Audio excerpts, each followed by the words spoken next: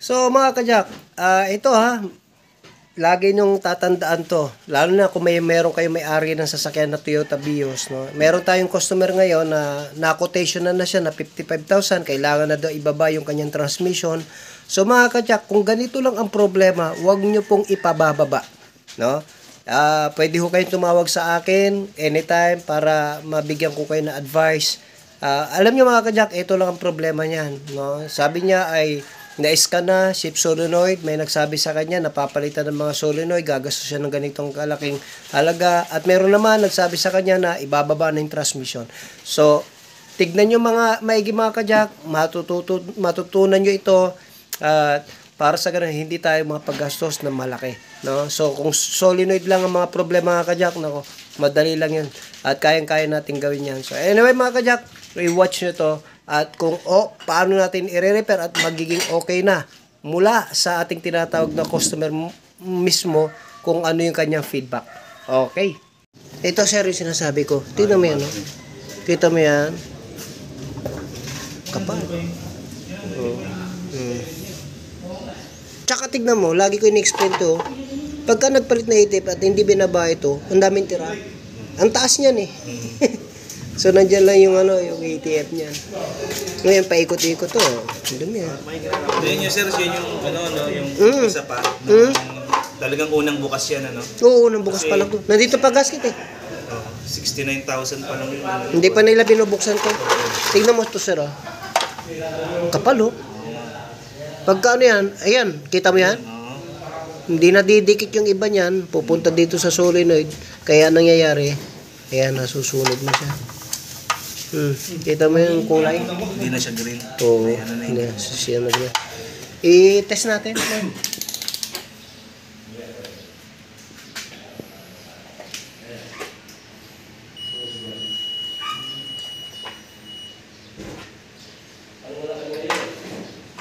Ito na mga kajak. Tsaka na yung magsukat na ounce. Ito, 167, 166 ounce. Yan mataas na yan. Shorted na yan. So, ito, ayan.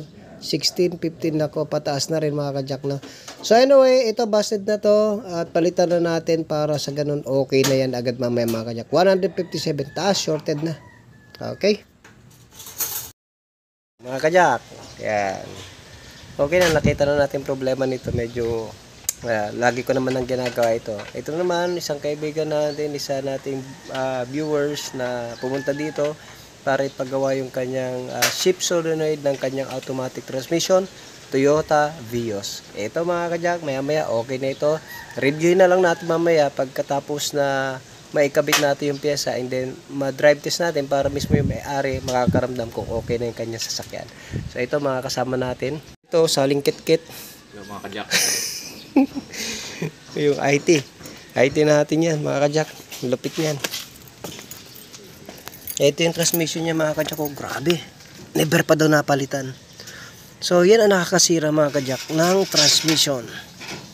Yan dumi na yan, hindi lang naman basta dumi yan, no? May maninipis na bakal yan na napakapino, kaya dumudumi yan. So yan, papalitan na rin natin ng transmission oil o ATF. Tsaka yung kasama natin nasa ilalim. Yan, tagadukot ng solenoid natin mga kajak yan. Yan. So, lagi ko sinasabi, pagka ganitong problema, mga kajak, sinabihan na naman siya ng mekaniko, no?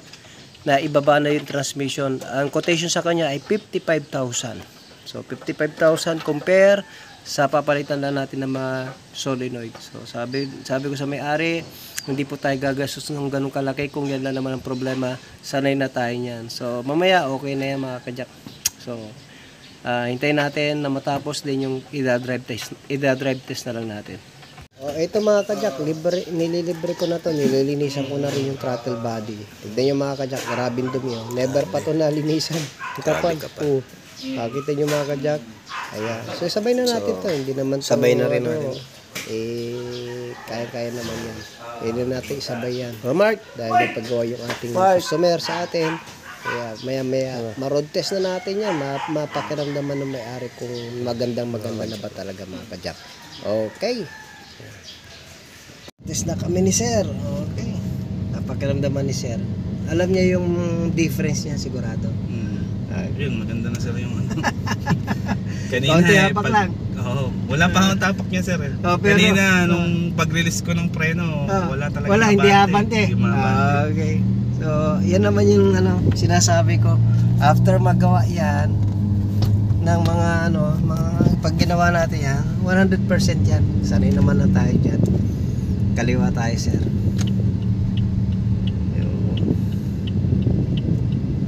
Okay, kaliwa. Yan. Sir, magaan lang yung Gana? tapak ko. Maabante na siya.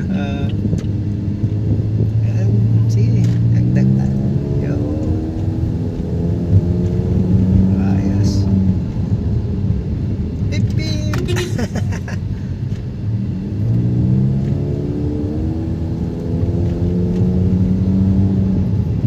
Okay. Ayos na, sir. Ayos na sir.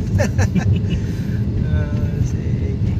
100% yan pagka no, marami na tayo nagagawang ganyan. Ano eh, mahirap magtiwala sa iba eh. Kaliwa tayo, sir.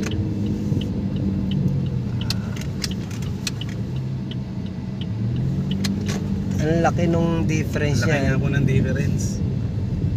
Nung una eh, tinatapakan ko na eh, sinasagat ko na yung Ayaw pa umabante. accelerate, ayaw Umabante. umabante. Nag-RPM siya pero Ayaw. walang abante. So yun, pag nilagay mo lang sa drive, talagang uusad. Uusad na. Uusad agad. Oo.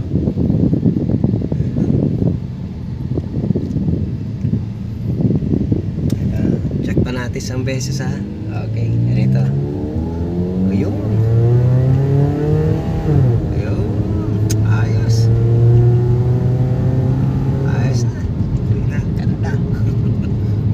Lakas na lang natin. Ang taas ng hatak sir. Salamat. Kahit na yung mga pangilalim kung anong mga problema sa sasakyan, text ka lang sa anytime kung anong gagawin natin. Ayan. So kanina mga ka-jack, ganito ginagawa ni sir. Pag nilagay sa drive, di umaabante. So try natin. Stop muna tayo sir. Ayan. Lagay tayo sa neutral. Ilalagay lang sa drive, bibitawan lang yung preno, Release. hindi magano. Ayan. Nire-release lang pero maabante na mga ka-jack. Oh. Ayan. Dati hindi daw yung maabante, sabi ni sir. Ayan. No? Yung gas, di ba? Okay na yan. Okay. So, ipasaglit natin, ipahinang ko yung tambutso para hindi maingay. Sige sir. Okay lang ba sa'yo? Okay Sandali lang yun. Para isang ano na lang din. Isang gawaan. Sa gawaan na lang. Papasaglit lang natin. Ay, okay na. Video pala. Okay na si sir. Okay na. Salamat sir. Thank you.